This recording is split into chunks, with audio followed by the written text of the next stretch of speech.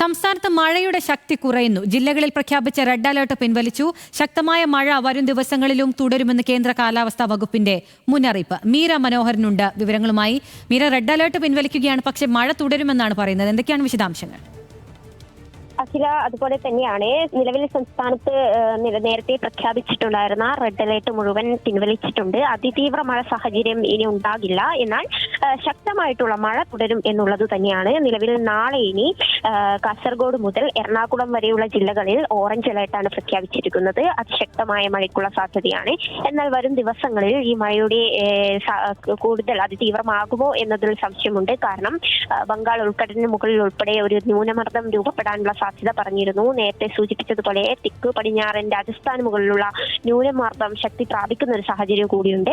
എന്നാൽ വരും ദിവസങ്ങളിൽ മുന്നുണ്ടായതുപോലെ തന്നെ അതിശക്തമായ മഴ ഉണ്ടാകില്ല എന്നാണ് നിലവിൽ കാലാവസ്ഥാ നിരീക്ഷണ കേന്ദ്രം അറിയിക്കുന്നത്.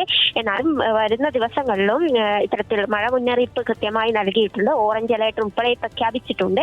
ഈ മഴയ്ക്കൊപ്പം കാറ്റിനുള്ള ഒരു സാധ്യത കൂടി കാലാവസ്ഥാ നിരീക്ഷണ കേന്ദ്രം പറയുന്നുണ്ട്. നിലവിൽ അതിതീവ്ര മഴ മുന്നറിയിപ്പാണ് ഇപ്പോൾ പിൻവലിച്ചിട്ടുള്ളത്. നാളെ ഉൾപ്പെടെ കണ്ണൂർ, കാസർഗോഡ് ജില്ലകളെ റെഡ് അലേർട്ട് ആയിരുന്നു, അത് ഓറഞ്ച് അലേർട്ടായി മാറ്റിയിട്ടുണ്ട്. മറ്റു ജില്ലകളെ എറണാകുളം വരെയുള്ള വടക്കൻ ജില്ലകളിൽ നിന്ന് എറണാകുളം വരെയുള്ള ജില്ലകളിലാണ് ഇപ്പോൾ ഓറഞ്ച് അലേർട്ട് പ്രഖ്യാപിച്ചിരിക്കുന്നത്. അഖില, റെഡ് അലേർട്ട് പിൻവലിക്കുന്നു, പക്ഷേ ശക്തമായ മഴ തുടരുമെന്നാണ് കാലാവസ്ഥാ വകുപ്പ് അറിയിക്കുന്നത്. മീര മനോഹരനാണ് വിവരങ്ങൾ നൽകിയത്.